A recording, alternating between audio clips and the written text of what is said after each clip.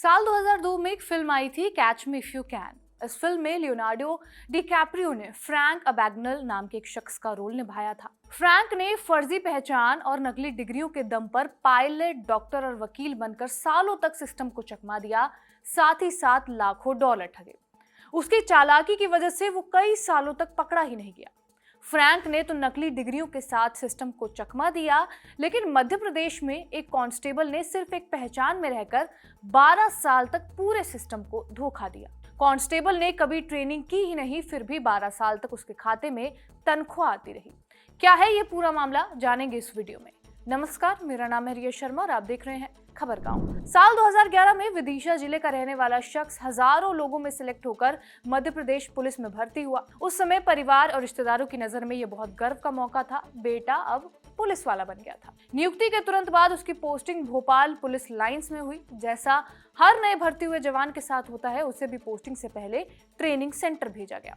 जवान को एमपी के सागर पुलिस ट्रेनिंग सेंटर भेजा गया। यहीं से कहानी में ट्विस्ट आया।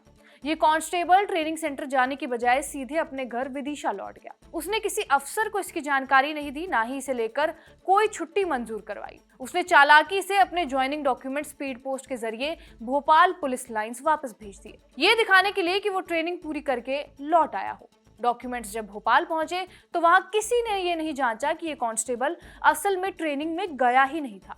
ना ही ट्रेनिंग सेंटर से ये बात सामने आई कि कांस्टेबल ट्रेनिंग के लिए आया है या फिर नहीं। 12 साल तक ऐसा चलता रहा। उस कांस्टेबल का नाम पुलिस रिकॉर्ड में भी बना रहा, मानो वो एक रेगुलर एम्प्लॉय हो। हर महीने उसकी तनख्वाह उसके खाते में जाती रही। इस दौरान उसने ना एक FIR लिखी, ना किसी तरह की ड्यूटी की, ना ही किसी अपराधी को पकड़ा। फिर भी उसकी सैलरी हर महीने आती रही। इस दौरान कांस्टेबल को 28 लाख रुपए सैलरी के तौर पर मिल चुके थे। लेकिन फिर ऐसा क्या हुआ जिससे ये कांस्टेबल पकड़ा गया? इस मामले का खुलासा 2023 में तब हुआ जब लगभग 10 साल की नौकरी के बाद 2011 बैच के सिपाहियों के प्रमोशन की प्रक्रिया शुरू हुई। पे ग्रेड रिव्यू शुरू हुआ और अधिकारियों ने देखा कि एक नाम ऐसा भी है जिसे कोई पहचान नहीं रहा। रिकॉर्ड खंगाले तो पता चला कि इस कांस्टेबल की ना कोई फोटो, ना कोई पोस्टिंग ऑर्डर, ना ही कोई केस फाइल है, कुछ भी नहीं है। जांच बढ़ी तो कांस्टेबल को तलब किया गया। तब उसने बताया कि पिछले कई सालों से मेंटल हेल्थ से जुड़ी गंभीर समस्याएं उसे परेशान कर रही थी। इसी वजह से वो ट्रेनिंग या ड्यूटी पर नहीं आ सका। कांस्टेबल ने कुछ मेडिकल दस्तावेज भी जमा करवाए। इस पूरे मामले की जांच भोपाल के TT नगर की ACP अंकिता खटेड़कर को सौंपी गई। उन्होंने बताया ये कांस्टेबल ट्रेनिंग के लिए अलग गया था, इसलिए उसकी वापसी का रिकॉर्ड नहीं बना।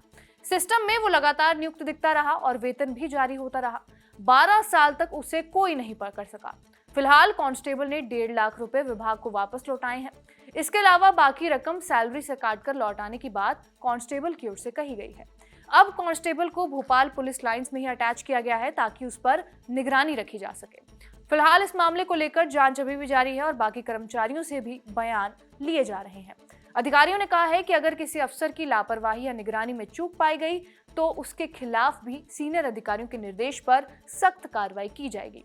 DCP श्रद्धा तिवारी ने इस मामले पर कहा, एक टीम बीते 10 महीने से इसकी जांच में जुटी हुई है। रिपोर्ट जैसे ही तैयार होगी उसके आधार पर कार्रवाई कर जिम्मेदारों को दंडित किया जाएगा। न सिर्फ आरक्षक बल्कि जिम्मेदारों की पूरी चेन तैयार कर उचित कार्रवाई करेंगे।